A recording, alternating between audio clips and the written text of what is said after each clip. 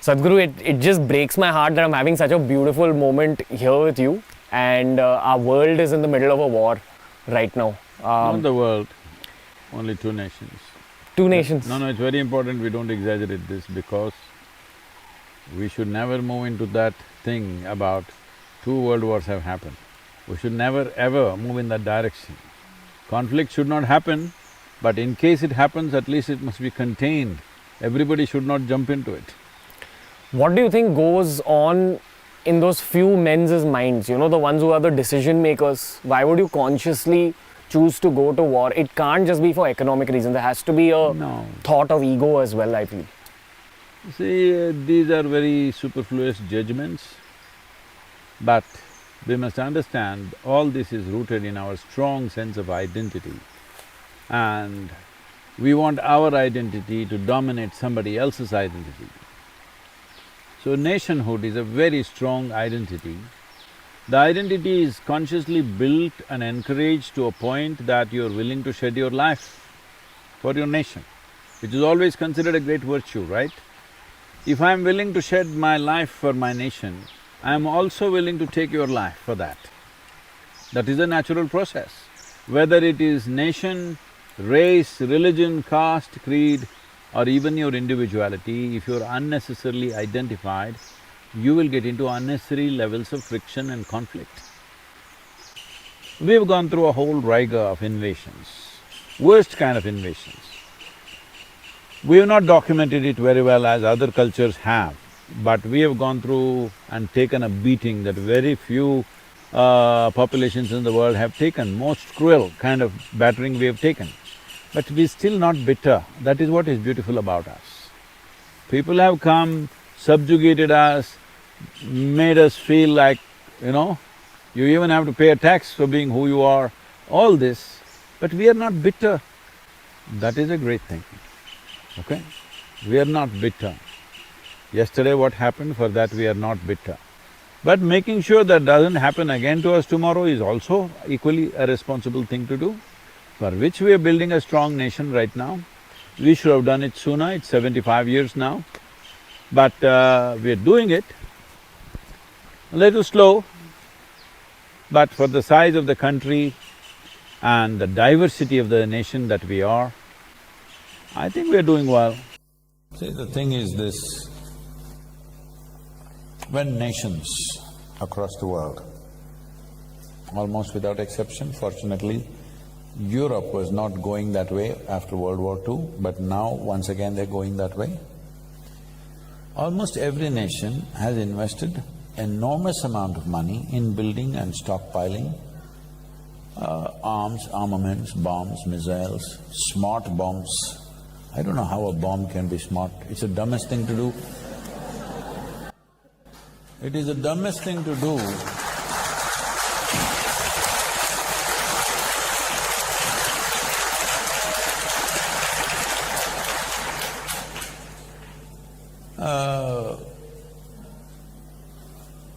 See, at least if I pick a fight with you with a sword or a stick or something, there is some crude animalistic pleasure attached to it.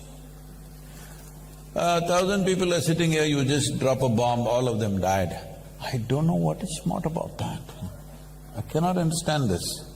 But they are talking about smart bombs, where they're saying from 2 miles in the sky, they can drop the bomb into your house through the window. They're very proud of this. So this is not one nation, across the world, all right? So all of us as people, were we all thinking, all these bombs are being kept for entertainment, for display, or it's artwork? What did you think? One day it will be used. Yes or no? It has to be used somewhere. The question is on whom? The question is not whether it will be used or not. The question is just where and on whom, isn't it? So when it is piling up, we are all okay with it.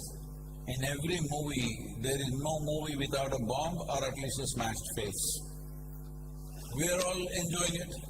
When it really happens, we say, oh, we're shocked. It doesn't work like that, life. This is why I'm telling you about the soil. will you grieve after the disaster? Or will you be that generation will turn the disaster around?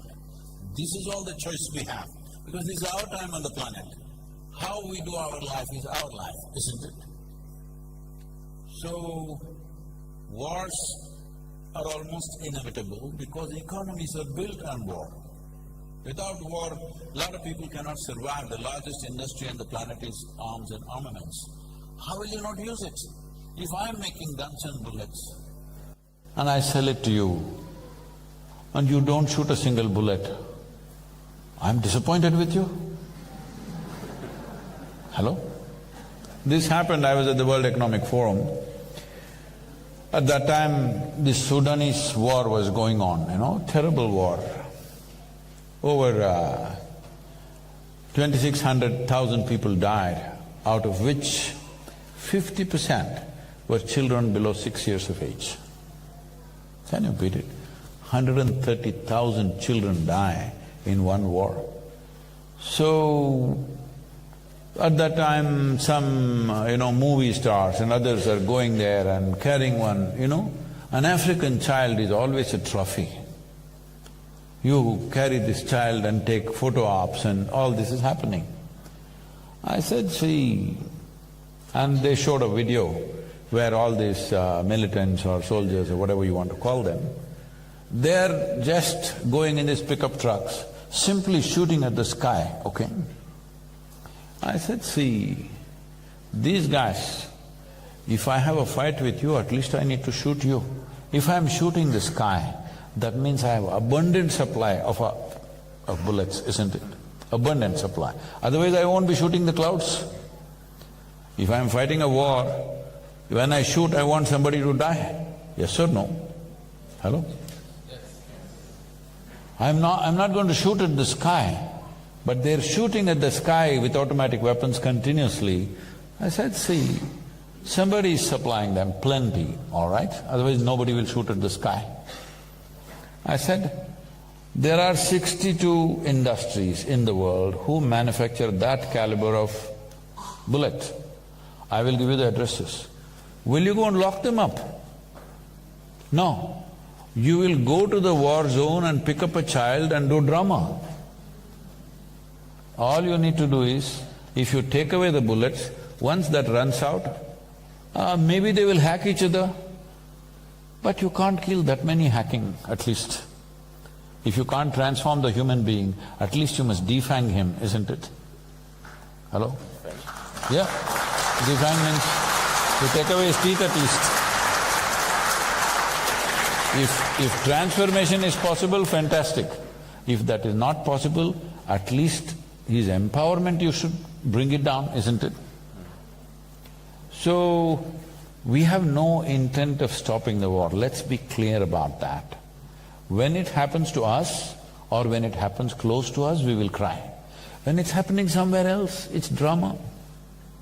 This inhuman attitude towards war and to killing and the suffering that other people go through we must come out of that. Because most evil things have happened not necessarily because of evil intentions, simply apathy. You sleep through life. Is sleeping a crime? Hello? Is sleep a crime? Hello? No, sleep is a good thing. But if you sleep through your life is a disaster. That is what is happening to the world, both in terms of soil, both in terms of… and in terms of war. This is what is happening. We sleep through. After World War II, we formed League of Nations, we made United Nations. The idea was never again such wars will happen, right? Not just for Europe, for the whole world, never again it'll happen. But since then, how many wars? Actually, if you look at it, there's not been a single day's break on this planet after World War II without at least a battle going on somewhere. So, we have issues. We have economic issues, we have property issues, we have issues, all right? If we are civilized enough, we must… this is the idea of setting up a United Nations, that we will fight with our words and solve our problems. We're not saying we are not in such a la-la land that we don't have any issues. We have issues. We genuinely have issues, isn't it? That two sets of people believe this is it, that is it, there. But this is the idea of setting up a platform which would solve problems. What has happened? We have pushed it to the side and doing what we want to with each other. So, 20th century, 21st century when it began, everybody,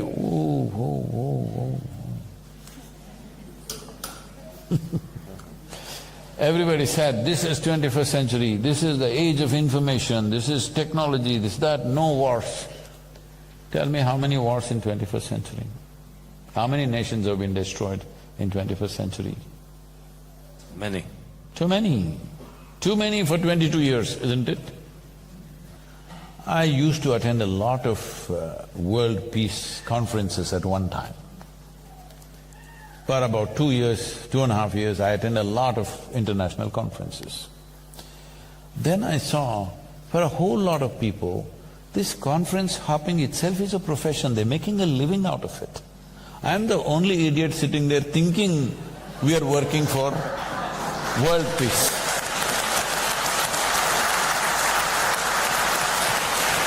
When they are head of state, they will do war. After they retire, they will talk peace. This has been the way of the world. That was the last World Peace Conference I went to. You know, I see what you're trying to do. I've visited the ashram, I've come to Coimbatore, I've seen all the work that's going on, I've seen the energy of everyone. And there's a lot of good intent here, especially when it comes to the environment, especially… Not a lot of good intent, only good intent. There's only good intent here. And you have people in the world of politics, people in the world of media, I would even say the entire left wing of the country, always trying to pull you down. I feel those same people, there's pockets of it which try to pull me down as well. And by the way, I'm called Gen Z Sadhguru, which is like, I feel embarrassed. But, you know, these kind of narratives are out there. So, how do you perceive all that, sir? Like, what do you make of that situation when you're trying to do so much good and people are misinterpreting you, they're trying to pull you down? Because I'm actually asking you this from my own perspective, if I could learn something. See, if you are very clear that what you're doing is significant for every life around you, other people's opinion means nothing. But I'm saying for 30 years plus, they've been saying the same things. They're not even creative, they're not able to come up with anything new. All right, same things they are saying. But they've not gotten anywhere because they have no substance. There's no substance to anything that they have said. So, it's unfortunate that they are in that state. But what I see is every daily mystic quote is there, daily quote. All these people are just waiting. One thing that they don't understand, suddenly all of them will get together and make the Twitter trend. I'm so glad, because every day they're reading my quotes, even people who are here are not reading. They're reading, okay. I am saying every day carefully they're reading my quote. The day they don't understand, they think I've made a mistake. And boom, they'll go. I'm glad. I have worked in prisons, both in India and United States.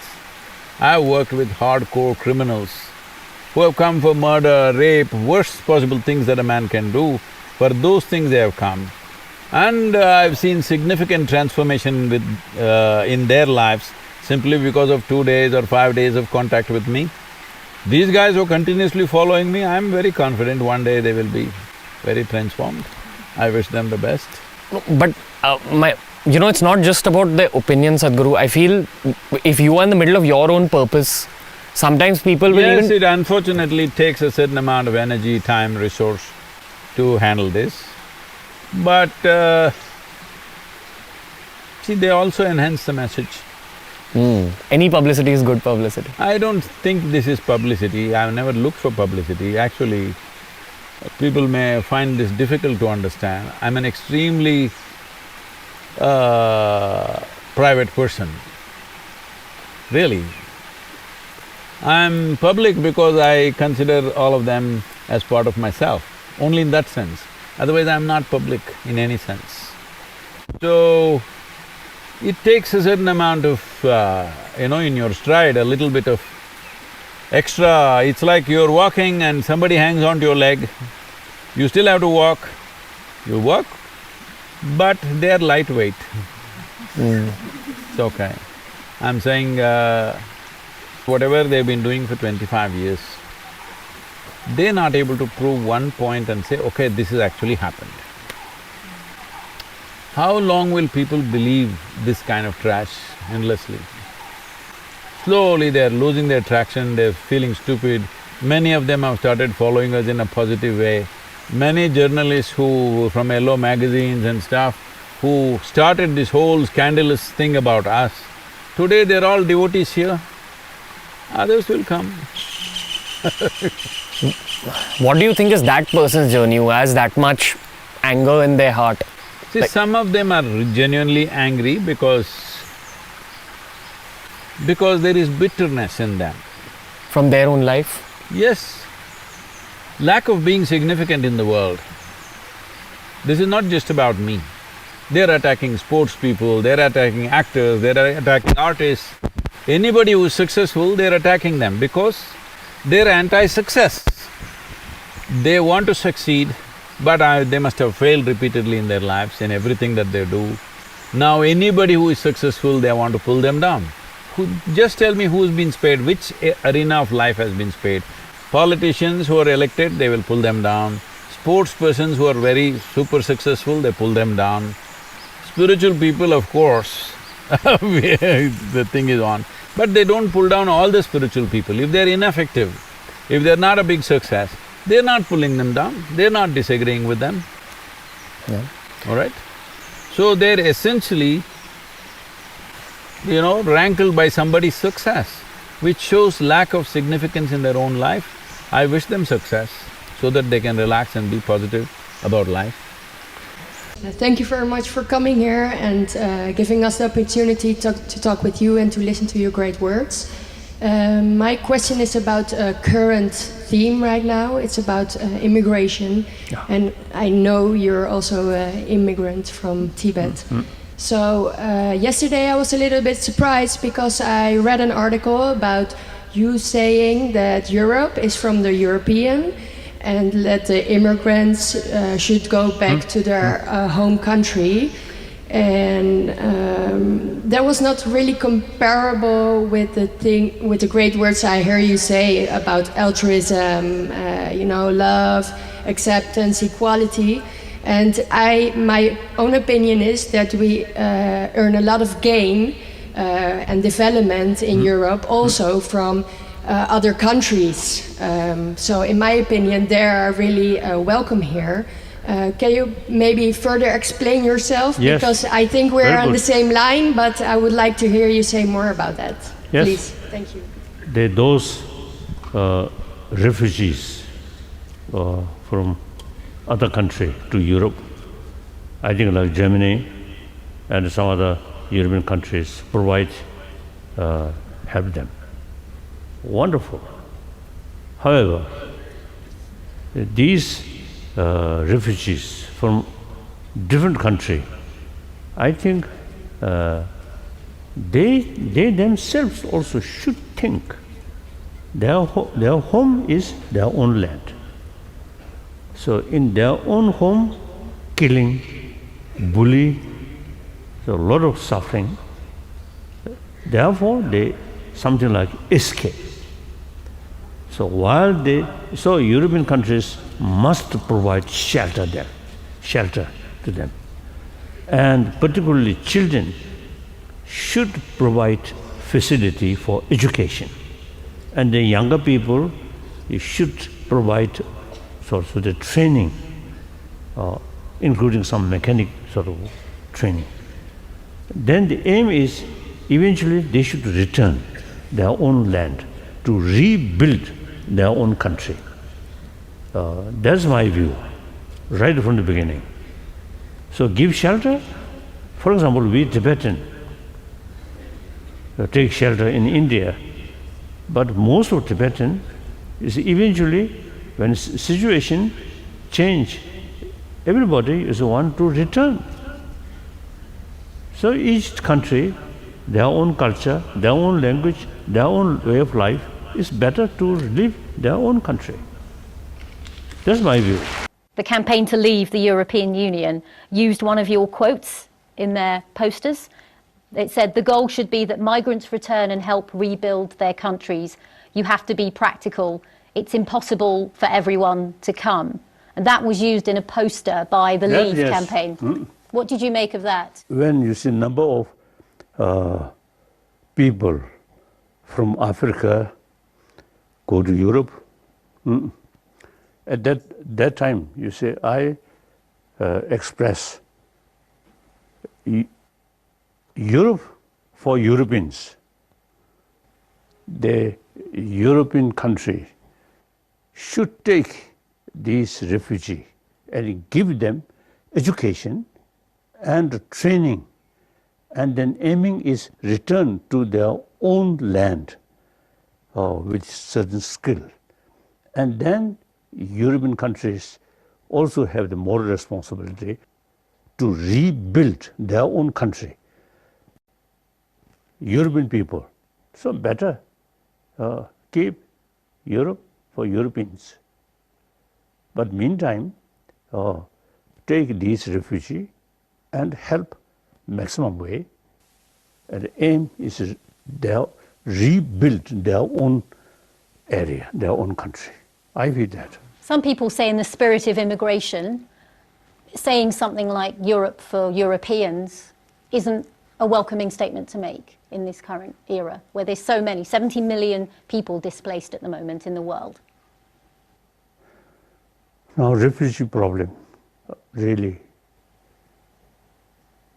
sad thing. Many people leave their own country, and most of these poor people now in Middle East, really very sad. And Yemen, and Syria, Afghanistan. I think we human beings, I think a lot of suffering, essentially our own creation. And if these people from Afghanistan or the Middle East want to stay in Europe, shouldn't they be allowed to? Limited number, okay. But the whole Europe eventually become Muslim country, impossible. Or African country, also impossible. There's nothing wrong with that, is there? I mean, you're a refugee yourself. They themselves, I think, better to their own land, climatically. Much better. Europe too cold. My parents moved from India to the UK. That's now their home. That's okay too, isn't it? If Indians or anyone else wants to live in Europe? I think England, the small island, 90% become Indian. Then I don't know. Your Holiness, a lot of people blame politicians for these divisions. Do you? We can't blame the individual politicians. They also come from a society. Talks only material value and power, money. So these individuals come from that kind of society, and we can't blame. These individuals cannot change. Even the United Nations cannot change. So basic education system should think more seriously how to educate people more, more complete form, material value and human value. As one person totally committed promotion of religious harmony. So we must respect different religious tradition. We should make distinction, faith and respect. Faith, your own tradition. I am Buddhist. My faith towards Buddhism. But I equally respect all these major institutions.